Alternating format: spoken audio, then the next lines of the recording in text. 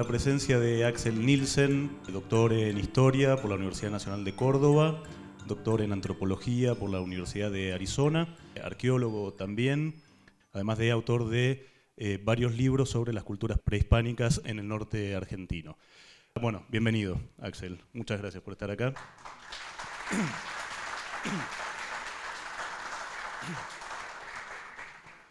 Vamos a empezar viendo unas imágenes del trabajo de Axel que nos trajo él y vamos a ir charlando un poco sobre esas imágenes, que nos cuente un poco qué vemos ahí y después continuamos nuestra charla sobre arte, identidad y culturas prehispánicas. Muy bien, buenas noches. Muchas gracias por la invitación y la oportunidad de poder estar aquí esta noche y sobre todo de poder conversar desde un lugar diferente. De hecho, me siento un poco... No es una clase, no es un congreso, es como un rol diferente y eso siempre es bienvenido porque lo hace mirarse uno mismo de otra forma, ¿no? Entonces, gracias por eso.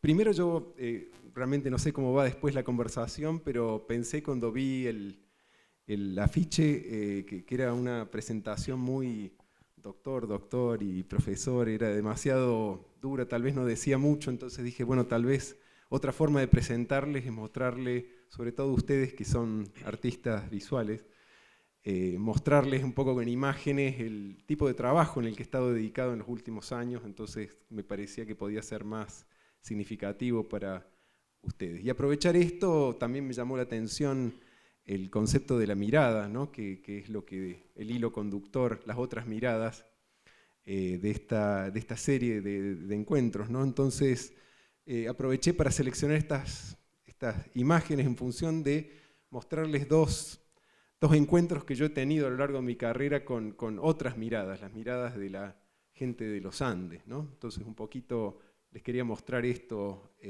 rápidamente. A principios de los 90 yo estuve trabajando un tiempo en algo que llamamos etnoarqueología, que es hacer investigación etnográfica con pueblos actuales que viven de formas muy distintas a la nuestra, con preguntas de tipo arqueológico, es decir, que tienen que ver con la interpretación del pasado a partir de las cosas, de los objetos materiales. Una mirada material sobre los otros. Y a mí me interesaban en particular los pastores de llamas en los Andes y sus caravanas, sobre todo porque muchas interpretaciones del pasado prehispánico, del sur andino, han puesto énfasis en la importancia de las caravanas de larga distancia con llamas. Entonces, si bien se hablaba mucho de esto en la literatura, en realidad había casi ninguna evidencia directa de la actividad de estas caravanas en el pasado. Más allá de los bienes que traficaban, es decir, cuando se encontraban bienes exóticos decían, bueno, probablemente esto llegó con una caravana. Entonces mi trabajo durante 4 años estuve yendo, frecuentando, pasando temporadas con pastores en esta comunidad del sur del altiplano de Lipes. Esto es el altiplano sur de Bolivia, en algún lugar entre el Salar de Uyuni y la frontera con la Argentina, con la Puna Argentina. Entonces, en ese momento, claro, mis preguntas como investigador, esto era mi tesis como antropólogo. Yo había leído mucho sobre la producción pastoril en otros lugares del mundo, entonces quería averiguar cómo era la vida de los pastores y sobre todo con una atención a la impronta que dejaban material, que era algo que después como arqueólogos podíamos investigar para entender su rol en el pasado. Pero claro, yo venía con una mirada totalmente formada o deformada, si quieren, o bueno, estructurada por la academia. Entonces me llevó muchos años tratar de entender cómo las diferencias entre cómo yo entendía que era el proceso de cría de las llamas, que está muy condicionada por nuestra mirada moderna, occidental, según la cual las personas somos solo los seres humanos y los demás seres del mundo son cosas más complejas, más reactivas, cosas más inertes, pero digamos cosas. Esta idea de que el mundo se divide en los seres humanos, que son los únicos que tenemos conciencia, sentimientos, libertad, derechos, y después todo un mundo de cosas para que nosotros poseamos, etc. Entonces lo primero quizás que aprendí fue otra mirada de los pastores. Yo pienso en estos años pasados con ellos, estos 4 años que estuve yendo con frecuencia, como una serie de equivocaciones, unas tras otras. A mí me interesaba, claro, yo pensaba en la producción pastoril como una actividad económica, ¿no? Entonces para mí un poco acá condicionado por el marxismo, todo lo que era la cosmovisión de los pastores, sus ritos, sus celebraciones religiosas, para mí eran como una especie de espuma que cubría la verdad de los procesos económicos, de la subsistencia. Entonces, en esto es donde estaba mi atención. Y una y otra vez me encontraba con que los pastores tenían una relación con sus llamas que en absoluto reflejaba esta visión de las cosas. Por ejemplo, primero, todas las llamas del rebaño tenían un nombre propio. Esto es lo primero que... Y cada vez que los pastores se dirigían a ellas, se dirigían con una cantidad de expresiones de afecto, de empatía, incluso con gestos cariñosos que me llamaban mucho la atención. Y quizás lo que más me llamó la atención es la actitud de los pastores frente a la muerte de la llama, ¿no? Porque después de todo viven de sus llamas, tienen que comerlas o venderlas para vender los productos de la llama. Entonces el momento de la muerte de la llama fue lo que siempre me llamó la atención sobre que ellos cuando veían una llama estaban viendo otra cosa que lo que yo veía, estaba viendo como investigador. Y esta es una imagen que siempre a mí me pareció muy, muy potente, esto, vendar los ojos del animal al momento de sacrificarlo para que no vea que quien lo crió desde pequeño, un miembro de su familia de alguna forma, en este momento crítico debe sacrificarse. Y alrededor de esto una cantidad de ritos, diría yo. En ese momento para mí la producción pasaba por otro lado, por el pastoreo, por el cuidado de los predadores, el agua, la lucha contra las pestes, otro tipo de cosas. Y estos ritos no tenían, digamos, una relación esencial con el proceso de criar la vida. Y este es un equívoco fundamental que con el tiempo los pastores me fueron enseñando. Con el tiempo empecé a aprender que no solo las llamas eran tratadas por los pastores como personas, como miembros de la familia, sino una cantidad de elementos. Por ejemplo, los cerros. Estos cerros son los cerros más prominentes en esta comunidad, donde una vez al año se reúnen todos los pastores y realizan sacrificios, y como ustedes ven, en la cima del cerro entierran los corazones de un corazón de una oveja, un corazón de una llama sacrificada, entierran conejos que sacrifican y lo alimentan literalmente al cerro con los corazones de los animales y con harina de maíz, que es lo que ustedes ven que están introduciendo en este pozo en la cima del cerro. Entonces me explicaban que, claro, para ser un buen pastor no solo hay que tener una relación afectiva con los animales, sino que también hay que alimentar el cerro, porque el cerro es el que da la semilla y da el alma del cual nacen los nuevos animales del rebaño cada enero.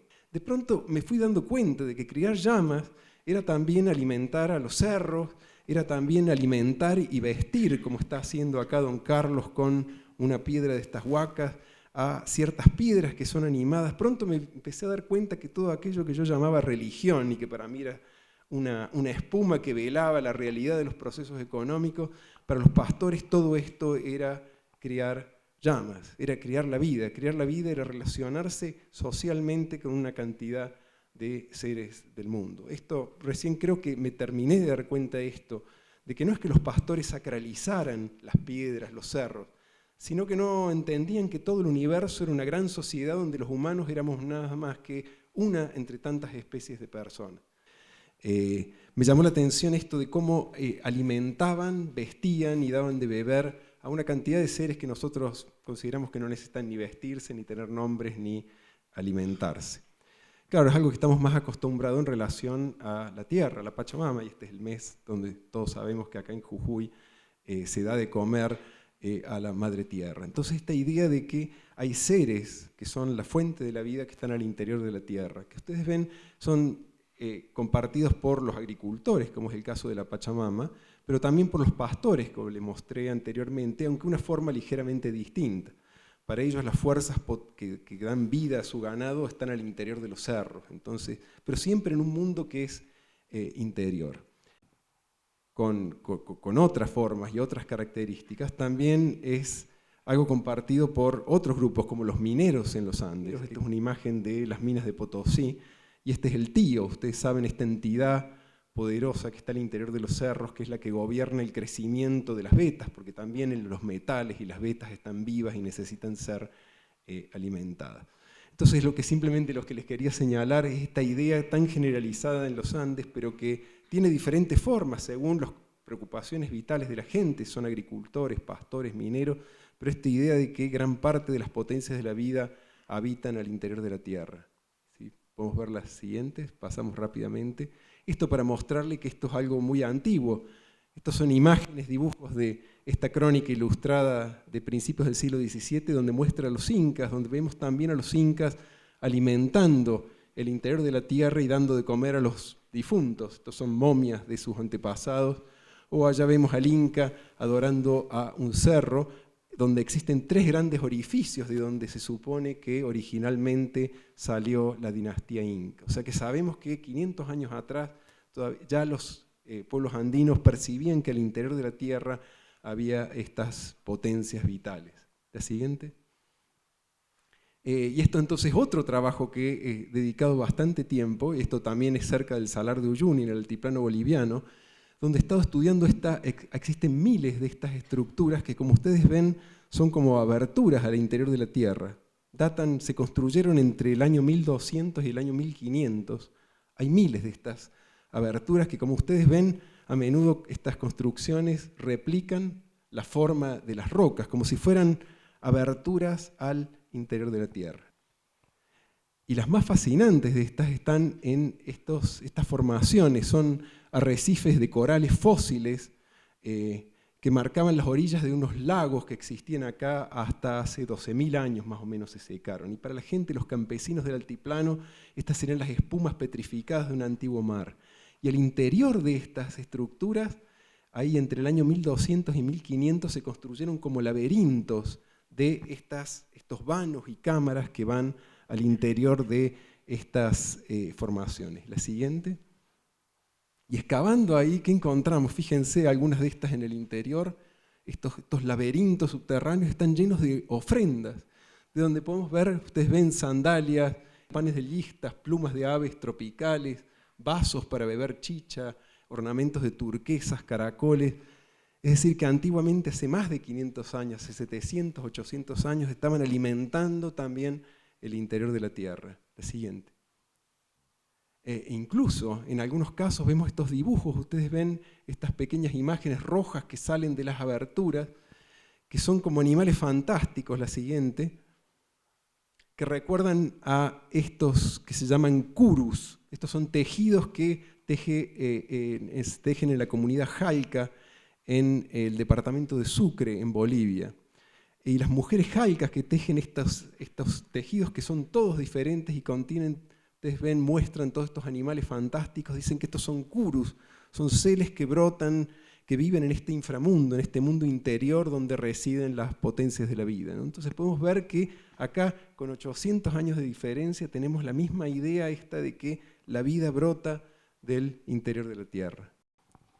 Y este es un trabajo que estoy haciendo ahora en Salta, en la zona de Huachipas. Estamos estudiando este Cerro de las Cuevas Pintadas, que es un afloramiento que está cubierto de cuevas, y más de 40 de estas cuevas tienen pintadas estas imágenes de caravanas de llamas y estos personajes, como el que pueden ver acá representado.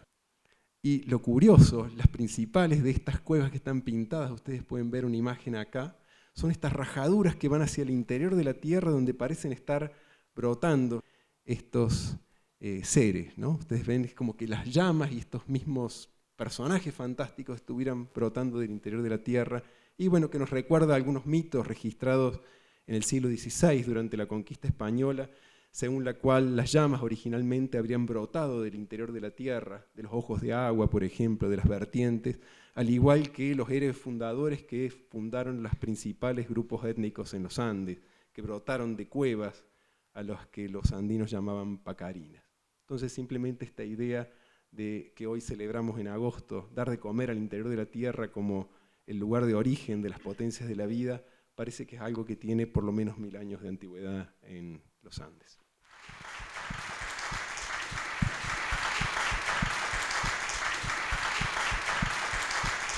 Parecía, bueno, a partir de todo lo que fuiste demostrando y contando, hay un elemento de estas culturas, ¿no? Que es el rito, ¿no? El rito como, por lo menos la idea que yo tengo del rito como actualización del mito, ¿no? De origen de ciertas culturas. Y me preguntaba ahí se veía un rito en donde el elemento sacro, ¿no? La sacralidad es como central y parece atravesarlo todo. Y me preguntaba porque lo que se veía ahí era un rito como uno puede imaginar, ¿no? Con con todo lo genuino, ¿no? De esa actualización de los mitos de origen de la cultura, pero a partir de ciertos prejuicios, ¿no? Por lo menos que yo tengo, pienso que, no sé, hay algo de los ritos que se va perdiendo, que se van desacralizando, que se van vaciando de contenido y que van quedando, ¿no? Como una especie de espectacularización, ¿no? O escenificación, en todo caso, cada vez más vacía de contenido, en algunos casos quizás. ¿En qué medida estos lugares que vos recorrés, estas culturas que vos estudiás, en la actualidad conservan esos ritos de manera genuina como una representación, digamos, de lo sagrado, como una veneración de lo sagrado, ¿no? En esas culturas? ¿Y en qué medida eso, ¿no? Es como un rasgo distintivo de la identidad de esas culturas? Bueno, qué pregunta. En realidad, últimamente pienso que el término, la categoría de rito en realidad es una de las que ha sido más difíciles de definir en la historia de la antropología. De hecho, existe cantidad de tinta derramada sobre tratando de aprender, de precisar, de definir lo que es el rito, ¿no? Y esta idea de que el rito tiene que ver con lo sagrado, también otro término que es muy difícil de definir, salvo como oposición a lo profano, ¿no? Y el rito uno lo podría pensar como opuesto a lo cotidiano, digamos, de alguna forma, como una situación excepcional. Ahora, yo realmente creo, y esto fue algo de lo que aprendí viviendo con los pastores. Claro, para mí cuando empezaban, por ejemplo, a enflorar las llamas o a dar de comer al cerro o a dar de comer a la carga para que se reprodujera, para mí estaban haciendo ritos. Claro, pero el rito no define ningún ámbito de la realidad en la visión de los pastores. Cuando ellos dan de comer a la carga, están haciendo lo que es necesario para un viaje caravanero exitoso. Y cuando dan de comer al cerro, están haciendo lo que es necesario para criar llamas. Porque el mundo está animado, y las llamas, la semilla de las llamas, la del cerro. Entonces, si yo no alimento el cerro no me va a devolver las llamas. Y mi experiencia es cuando la gente da de comer a la tierra, no está haciendo algo distinto que hacer agricultura. Es tan importante dar de comer a la Pachamama y agradecer como es sembrar, abonar, regar o sacar yuyos. Entonces, mi impresión es que el rito es una categoría exógena, que no es lo que nosotros decimos de aquellos que entienden la realidad en forma diferente. Entonces, todo aquello que es ininteligible desde el punto de vista, esto es un poco acá lo que les quería transmitir. Claro, yo tenía una idea de lo que es criar llamas. Criar llamas es darle de comer, es asegurarse que tengan pasto, que puedan beber, que en condiciones de frío extremo protegerlas, eliminar los predadores, los zorros, los pumas. Esto es criar llamas. Para los pastores criar llamas es otra cosa, porque las llamas es nada más que un elemento en una trama de la vida, donde el cerro cría la llama, los seres humanos alimentan al cerro, el cerro cría a su vez a los predadores y en la medida en que los humanos lo alimentan, defiende las llamas de su propio rebaño, que son los animales salvajes, y a su vez alimentando las piedras yo protejo a mi rebaño. Cuando yo le preguntaba a los pastores, me acuerdo un hombre, don Carlos, que era un pastor sumamente exitoso. Cuando yo le preguntaba cómo había hecho para tener tantas llamas, me decía, bueno, porque yo hago costumbre. Costumbre es la palabra que ellos usan para lo que nosotros decimos rito. Hacemos costumbre, no existe la palabra rito, porque yo hago costumbre, por eso tengo animales. Y cuando íbamos a la punta del cerro a enterrar corazones en la cima, le decía, ¿para qué hace esto? Y porque quiero tener llamas. O sea, para él no había ninguna diferencia entre enterrar corazones en el cerro y cuidar a sus llamas pastoreando. Entonces yo creo que lo que llamamos rito es nada más que todo aquello que en términos de nuestra visión de la realidad no tiene sentido. Es como que el rito condensa lo irracional en el otro. Así lo diría. Porque en definitiva, con frecuencia yo escucho esto de que para los pueblos andinos la naturaleza toda es sagrada y la tierra es sagrada, pero el concepto de sagrado solo tiene sentido en oposición a lo profano. Y si todo es sagrado, entonces en realidad nada es sagrado. Si todo es sagrado, no existe lo profano, entonces ¿qué sentido tiene ya hablar de lo sagrado? Entonces, yo creo que para los andinos no es que la naturaleza es sagrada, es que no hay naturaleza. Todo el mundo es una gran sociedad donde los humanos somos uno más entre tantas personas. Vos hablas de los andinos. Cuando decís los andinos, ¿te referís a los pastores, a los que andan en caravana o a todo el noroeste argentino? ¿A qué te referís? ¿Hay una identidad andina? ¿Se puede hablar de una identidad andina? ¿Son muchas identidades? Claro, digo los andinos, inmediatamente me arrepiento, porque ahí está el riesgo de pensar que existe la cultura andina, ¿no? Claro, la identidad son aspectos de lo que hacemos que nos hacen parecer a algunas personas y nos diferencian de otras, ¿no? En ese sentido, todos tenemos infinidad potencialmente de identidades, porque según con cuántas otras personas o grupos nos comparemos, podríamos tener otras tantas identidades, ¿no? Entonces, en ese sentido, yo no creo que exista algo como una identidad andina, salvo por oposición a lo no andino, digamos. Todo aquello que tienen en común los andinos los diferenciaría de los demás. Pero tan pronto uno se pregunta dentro de los Andes, uno encuentra que los andinos de acá son muy distintos a los andinos de por allá, digamos, y que incluso en los mismos lugares conviven gentes con visiones de las cosas diferentes y con sentidos de sí mismos y de pertenencia que son diferentes. Entonces yo creo que históricamente hay ciertas formas de entender la realidad, como esta idea de que el mundo entero está animado y es una sociedad, o que las potencias vitales residen en un mundo interior con el cual necesitamos constantemente negociar, son comunes a muchos pueblos andinos, pero la verdad es que también las comparten algunos pueblos amazónicos, algunas de estas ideas, por ejemplo.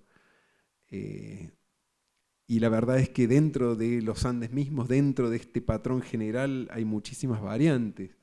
Y lo que traté de mostrar es que con el tiempo también han cambiado, y si siguiera para atrás en el tiempo seguramente encontraría también cambios. Entonces, con todo esto querría decir que no creo que haya una identidad andina, que hay innumerables posibilidades de parecerse y de diferenciarse. Decís que hay cambios, ¿no? Son cambios históricos, ¿no? Cambios culturales, que se van, transformaciones, ¿no? Y pensaba cuando veía ahí los pictogramas o cuando veía también lo que pasaba con las piedras, ¿no? Que le había leído en una entrevista que diste en algún momento, esto que contabas de la procesión de los sicuris, donde antes se veneraba, mejor dicho, donde se venera la imagen de una virgen, pero en donde en realidad las culturas andinas lo que veneran es la piedra, ¿no? Que es ahí donde estaba impresa en todo caso la imagen de la virgen. ¿Hay algo entre nuestra visión etnocéntrica un poco del mundo, ¿no? Y muy ligada a la imagen actual, contemporánea, que nos distinga, nos diferencie o haya cambiado de manera importante, significativa, respecto de lo que determinadas culturas prehispánicas y que perviven, digamos, en esos ritos y en esos honores o en esas costumbres, tienen respecto de lo material y lo representativo? Sí, yo creo que, ahora voy a hablar de mucha gente de los Andes, para no caer en esto de lo andino. Mucha gente en los Andes tiene una religiosidad, pensando en religiosidad como esto de tratar a lo no humano con características de persona. Una religiosidad que está muy ligada a los procesos materiales tangibles. Esto es algo que a mí me llama la atención y que difiere mucho de la tradición judeo-cristiana en la que yo fui educado concretamente, pero también otras tradiciones del mundo como el hinduismo o el budismo, que perciben a lo material como una ilusión, ¿no? Lo verdadero es lo inmaterial, lo que está más allá de lo sensible, del samsara, de lo ilusorio, ¿no? Los andinos, al contrario, encuentran lo que nosotros llamamos espiritualidad, reverencia, sacralidad en en lo tangible, en la tierra. Muchas de las metáforas religiosas están relacionadas con los procesos tangibles de la materia, ¿no? En ese sentido yo creo que entre los pueblos andinos hay una tradición, un sentido de la espiritualidad que es distinta y que está mucho más asociado a lo material, que es algo que nosotros estamos acostumbrados a depreciar en las tradiciones espirituales de Occidente. De hecho, por ejemplo, las piedras es un buen ejemplo, un tema recurrente en muchos mitos andinos o en muchas lógicas del rito andino, tiene que ver con esta diferencia entre lo duro, la piedra, como lo extremadamente duro y estático y seco, y lo que es blando, húmedo y vivo. Entonces, así como bueno, uno cosecha papas y después las hace secar y hace chuño, entonces es como que entra en un estado más cercano a la piedra, digamos, y después uno lo hidrata y devuelve las cualidades de la vida, o el charqui, ¿no? Uno lo seca la carne al sol y después la hidrata y vuelve a liberar sus potencias de vida. Hay una idea de que la petrificación es como una cristalización y potenciación de la vida que después se libera cuando uno sigue los protocolos rituales adecuados. Por eso también la gente muere y después se convierte en momia y eventualmente en hueso, que es como se convierte en piedra. Pero si uno alimenta las momias, los huesos, estos pueden llegar a liberar esas potencias que simplemente se han concentrado, ¿no? Por eso las montañas también son ancestros que eventualmente se petrificaron, pero si uno les devuelve la humedad, los alimenta, les da de beber, van a liberar de nuevo esas potencias que han sido concentradas. Entonces, acá hay un tema que es recurrente en la mitología, en el rito, en la concepción del universo, y que está basado en los procesos físicos de lo que se seca y lo que se humedece. Entonces hay una espiritualidad muy ligada, me parece, a lo concreto y a lo tangible. Y esos pastores, esas caravanas, ¿no?, en donde vos ves esos fenómenos, ¿son algo para nosotros lejano? ¿Son algo exótico? ¿Es algo que está, como en otra parte que nos toca muy, muy de lejos o que casi no nos toca? Incluso digo acá en la región. ¿O eso está presente de alguna manera acá también? A ver, en un sentido, muchas de estas prácticas han desaparecido, van desapareciendo bueno, por el avance de la modernidad, los cambios en las formas de vida, las caravanas, por ejemplo, simplemente la inserción en el mercado y la extensión de los sistemas de transporte han convertido en esta práctica, la han hecho desaparecer prácticamente. Entonces, en ese sentido, muchas de estas cosas han desaparecido. Pero creo que esto siempre pasó, siempre cambió. En realidad, si vamos para atrás, en un momento no hubo caravanas ni hubo llamas. Todo esto tiene un origen y un fin, digamos así. Todas las prácticas culturales son así. Sin embargo, yo creo que hay lógicas, hay formas de entender las cosas, como esto de la adoración de las piedras, como vida extremadamente potenciada y con grandes posibilidades de devolver la vida, por ejemplo, que quedan. Entonces, alguien tal vez puede vivir en un departamento, conducir un auto y usar un celular y sin embargo entender el mundo en esta misma forma. Entonces, en ese sentido, yo creo que no hay que despistarse con que ciertas prácticas desaparezcan porque ciertas lógicas permanecen. Otra cosa es esto de si es lejano o cercano a nosotros, entendiendo nosotros que yo concretamente, por ejemplo, fui educado en otras tradiciones, en otras formas de entender el mundo y he aprendido de poder vivir en los Andes, ¿no? Y esto me parece que es algo que no es bueno. Por un lado, una de las cosas que me parece más interesantes de la antropología es un momento en que uno supera el exotismo, digamos, percibir al otro como algo totalmente distinto y empieza a hacer empatía realmente y reconoce que bajo otras lógicas y otras circunstancias de vida el otro es un ser humano igual que uno, ¿no? Y esto me parece sumamente importante. Rescatar que por un lado hay diferencias en la forma de entender el mundo y esta diferencia es algo que debemos preservar y es la base del respeto por el otro como otro. Y a su vez reconocer en el otro ciertas problemáticas humanas que son las nuestras. Y esto me parece muy importante porque muchas veces cuando uno exotiza al otro y lo considera algo totalmente alejado de uno, lo que va de la mano de eso es negarle una cantidad de derechos que uno se da a sí mismo, ¿no? Es como que uno lo cosifica al otro. Entonces esta cosa del exotizar al otro me parece que inmediatamente está ocultando el tratamiento del otro como una cosa y la negación de los derechos al otro a, no sé, a cambiar como uno, a crear, a inventar, a ser individual, no, bueno, todo lo que nosotros nos preciamos de tener como personas, ¿no? Supongo que cuando uno, o cuando vos, o ustedes, los antropólogos, los etnógrafos, los arqueólogos estudian el pasado, por lo menos para nosotros los legos, ¿no? También hay como una especie de lejanía en el pasado, ¿no? Es decir, algo que nos supera en términos de vínculo con eso. Y hoy nos contabas algo muy, muy interesante respecto de tus investigaciones en Los Amarillos, ¿no? En la quebrada de Humahuaca, donde encontraste, contalo vos ahora, yo doy el pie nada más, pero donde encontraste 3 tumbas, ¿no? Que representaban de algún modo el encuentro, o mejor dicho, más que representaban, era el indicio, ¿no?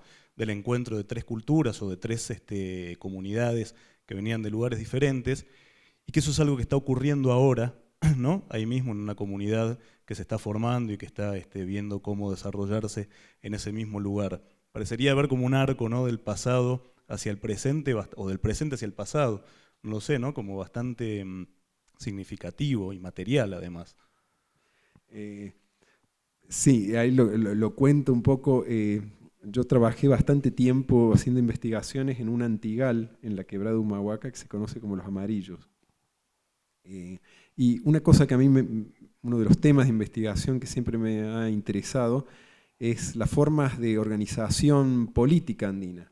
Me interesa mucho si los pueblos andinos tienen formas de organización colectiva que son diferentes a nuestra experiencia occidental y nos pueden tal vez dar indicios o enseñar formas tal vez más igualitarias, más humanas de organizarnos, ¿no? Y efectivamente yo creo que hay algo de esto en la historia andina. Y una de estas formas es lo que se conoce técnicamente como organizaciones segmentarias. Esto es cuando se forman grandes comunidades, las unidades más pequeñas que se reúnen para formar este colectivo mayor no pierden su identidad y de alguna forma no pierden acceso a ciertos recursos básicos para supervivencia e incluso cierta autonomía política en el sentido de su capacidad de elegir sus representantes, que después a su vez los representarán en instancias organizativas mayores, ¿no? Y la forma en que en tiempos prehispánicos esto se hacía efectivo tenía mucho que ver con la religión, ¿no? Y era el culto a los ancestros, ¿no? Ustedes saben, en los Andes prehispánicos, los muertos no abandonaban la vida, simplemente la muerte era considerada de alguna forma como un rito más de pasaje, donde uno pasaba a otra forma de vida, ¿no? Entonces, esto significaba que en los grupos, las comunidades de parentesco, normalmente seguían reverenciando a las momias de sus difuntos y que estos difuntos participaban de la vida política, es decir, en una cantidad de celebraciones sacaban a las momias de sus tumbas y les daban de comer, de beber, incluso le hacían consultas a través de oráculos, le hacían preguntas para tomar decisiones, ¿no? Entonces, de alguna forma, los difuntos se convertían como en los referentes de todo un grupo de descendientes de estas personas y los representaban políticamente. Y hemos encontrado rastros arqueológicos de estos, por ejemplo, en el caso de Los Amarillos, lo que encontramos es que en la plaza central de esta comunidad que se formó muy rápidamente por la confluencia de diferentes linajes o grupos que antes vivían dispersos, alrededor del siglo XIII, XIV aproximadamente, lo que pusieron en su espacio público fueron 3 sepulcros, como 3 mausoleos, digamos, donde estaban las tumbas de estos antepasados. Como diciendo, bueno, somos un gran grupo, pero de alguna forma somos 3 comunidades distintas y los 3 estamos representados, ¿no? Un poco nuestra lógica de integración siempre es la centralización, ¿no? Existe una agencia central y los que antes eran grupos independientes pierden su identidad y se someten a esta entidad centralizadora. En los Andes siempre hay una voluntad de mantener, cuando se forman colectivos mayor, que cada pequeño grupo mantenga su identidad, sus representantes y sus recursos, ¿no? Entonces, estas dinámicas segmentarias me parecen propuestas muy interesantes que son muy diferentes a las formas de organización política que estamos acostumbrados en Occidente y que los andinos, en general los pueblos de los Andes, han compartido y nos pueden brindar. Y curiosamente, les contaba hoy una una coincidencia histórica en una meseta que está frente a los Amarillos. Ahí, esto es la quebrada de Yacoraite. Hace unos años hubo un conflicto por la tierra, entonces esta meseta fue, después de un conflicto en la tierra, finalmente fue ocupada por todas las familias campesinas que vivieron en los alrededores y que curiosamente conforman son tres comunidades que han confluido a ocupar la meseta y han creado 3 espacios públicos.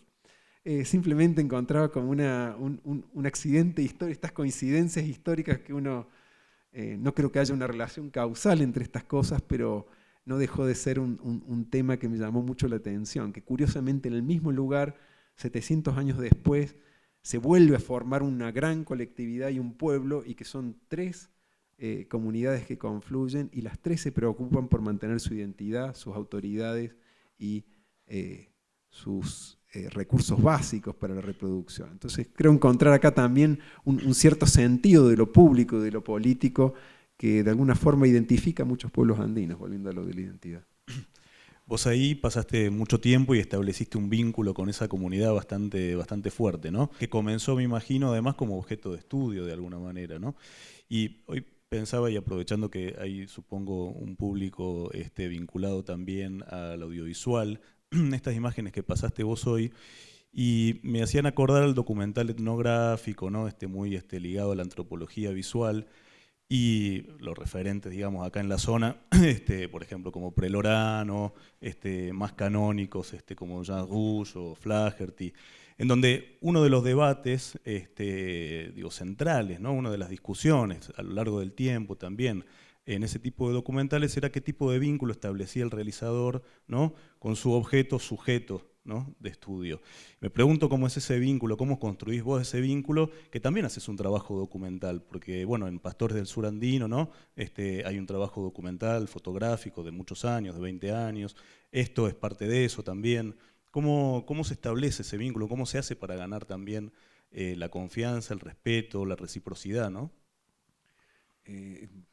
Bien,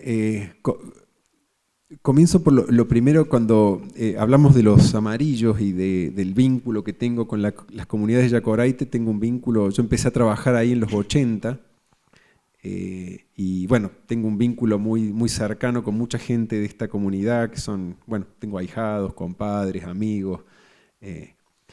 Ahora lo curioso es que no empezó como objeto de estudio. Yo empecé a conocer esta comunidad porque empecé a trabajar en el Antigal de los Amarillos. Y ellos simplemente son la gente que, bueno, los dueños de esa tierra y quienes vivían alrededor.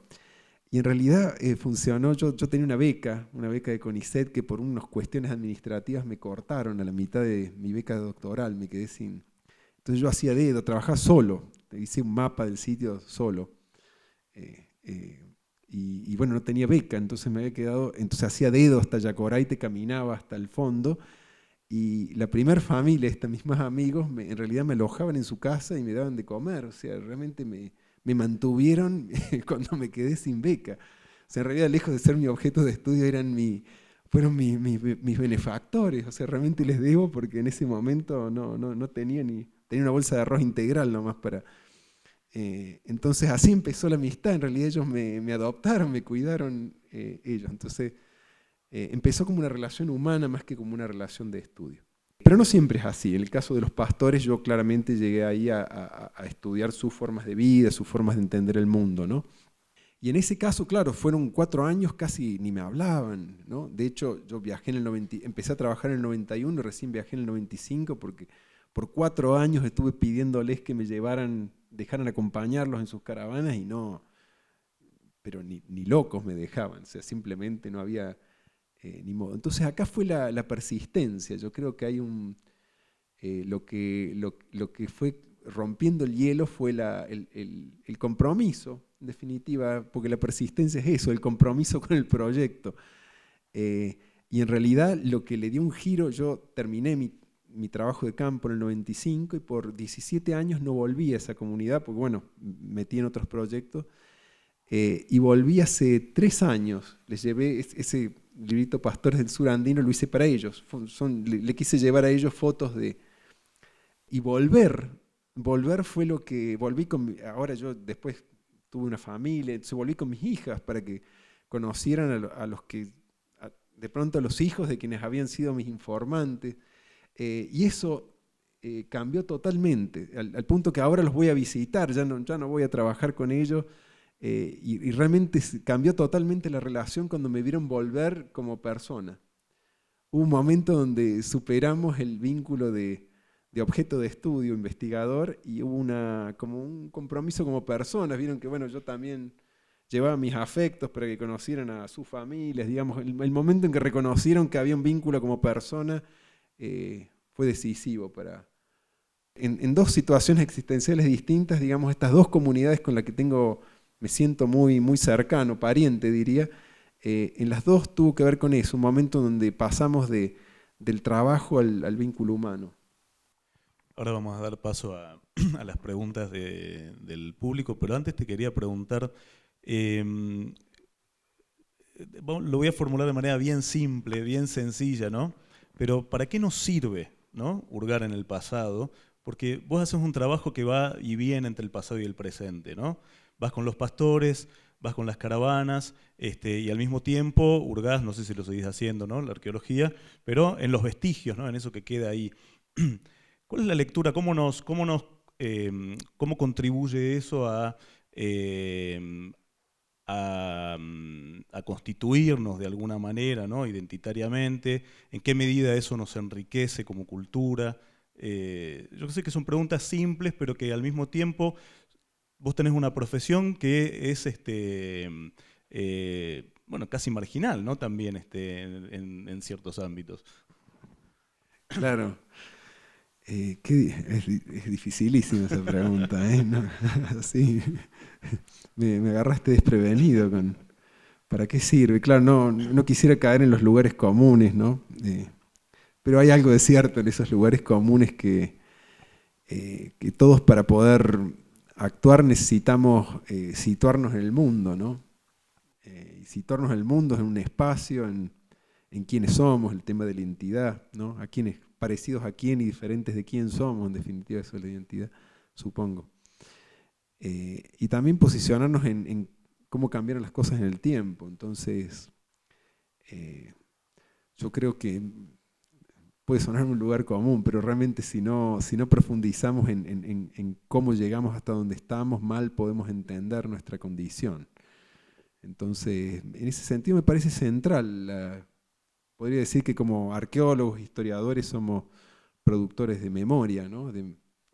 No la única forma de producir memoria, hay otras, y de hecho los pueblos, los campesinos tienen otras formas pero bueno, nosotros hacemos una contribución a la memoria y eso me parece que nos ayuda a entender también quiénes somos y las posibilidades que tenemos a futuro, los riesgos que tenemos a futuro, que es lo importante. Sí, yo creo que es fundamental para ubicarnos en el mundo, algo tan sencillo como eso, tan improductivo si quieren como esto, pero tan vital para cualquier otra empresa que queramos hacer en la vida. ¿Sí?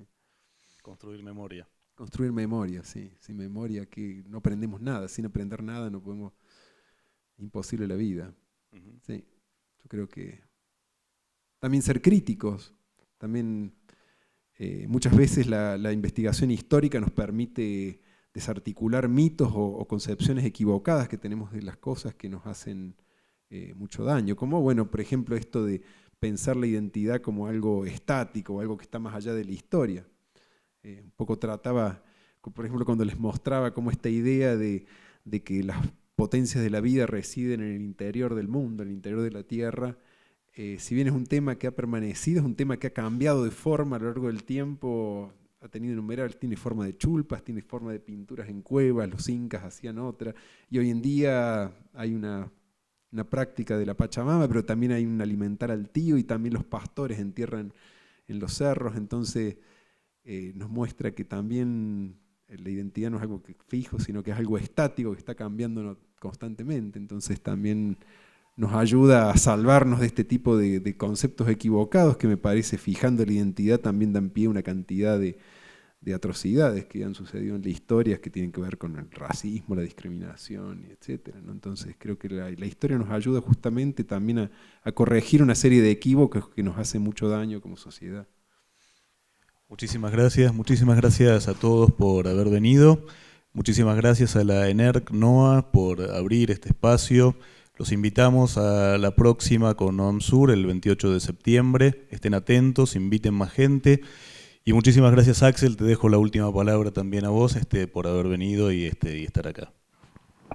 Bueno, agradecer realmente y me han dejado pensando, así que todos, así que gracias por eso.